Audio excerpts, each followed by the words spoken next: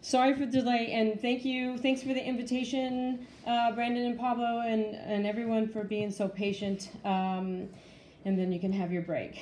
So I am more of a field scientist, a bit of a time traveler because I work in past, present, and future all at one time. The case study that I'm giving you today is my PhD work and it's turned into my life study. So I'll come back around and explain what 2027 Waking the Aku is, but you're looking at a photo of Rapa Nui, as we know as Easter Island, as it is today. And so it's known to the people of Rapa Nui as Te Pito o Te Henua, which means the navel of the world, the center of their world. And for the rest of the world, considered the most isolated inhabited landmass on the planet, and so it makes tall tales.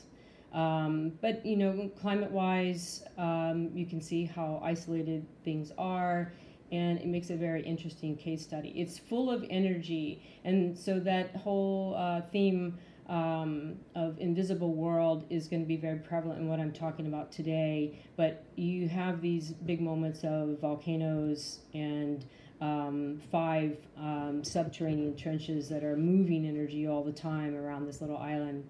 So to the islanders, they call this mana, and in English, a life force doesn't know not a lot of justice, but that's the best I could come up with. So think about mana. You're giving something mana, like to the moai, makes them walk, kind of life force. And so this photograph is Rano Raraku, which is the crater that the moai were made out of. And you can see the tall cliffs where they were lifted and moved around the island.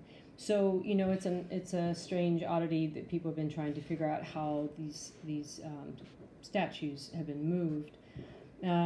This is the crater that I worked in, Rano Kau. It's when it formed as a volcano, it was 1 million years old.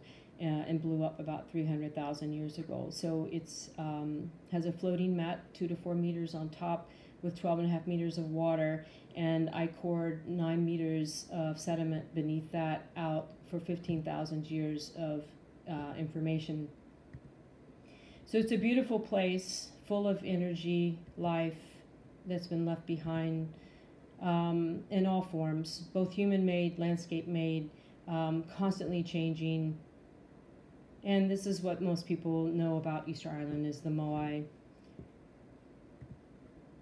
All of them uniquely different, all in form of their ancestors, all looking upward to the sky, and all facing inward and not outward from the island.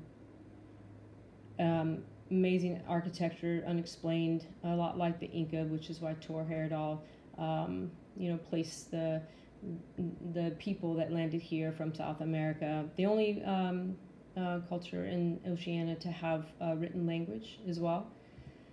And so in today's theme on posthumanism, I've broken this down just a little bit. And so for Rapa Nui, it's the collapse theory that fits within this human-centric idea or story that's been told, based on a lot of people not working on the island and a lot of biases, objective biases.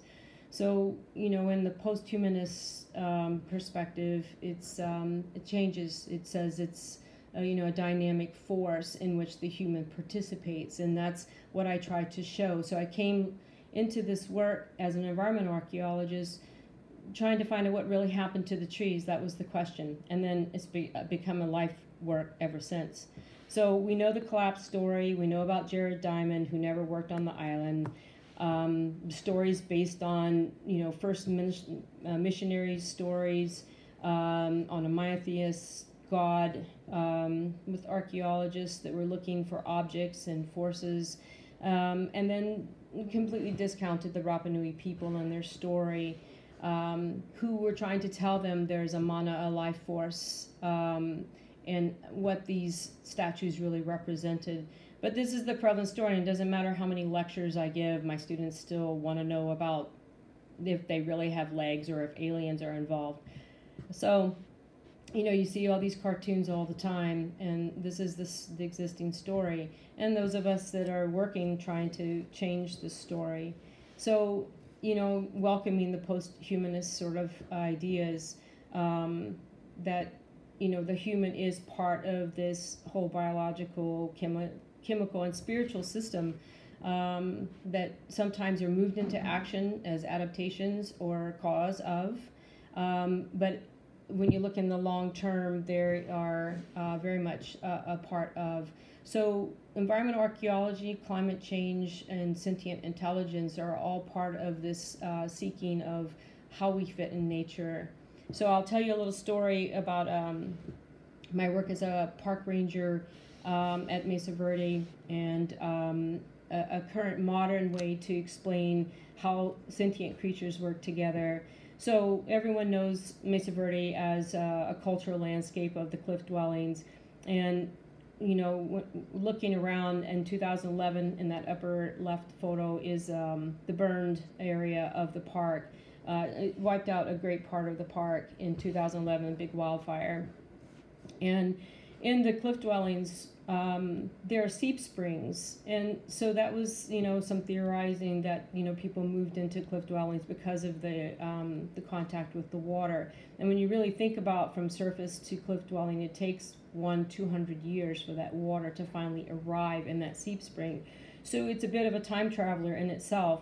And I began looking at and asking, like, where were the new trees coming up? There weren't any new trees.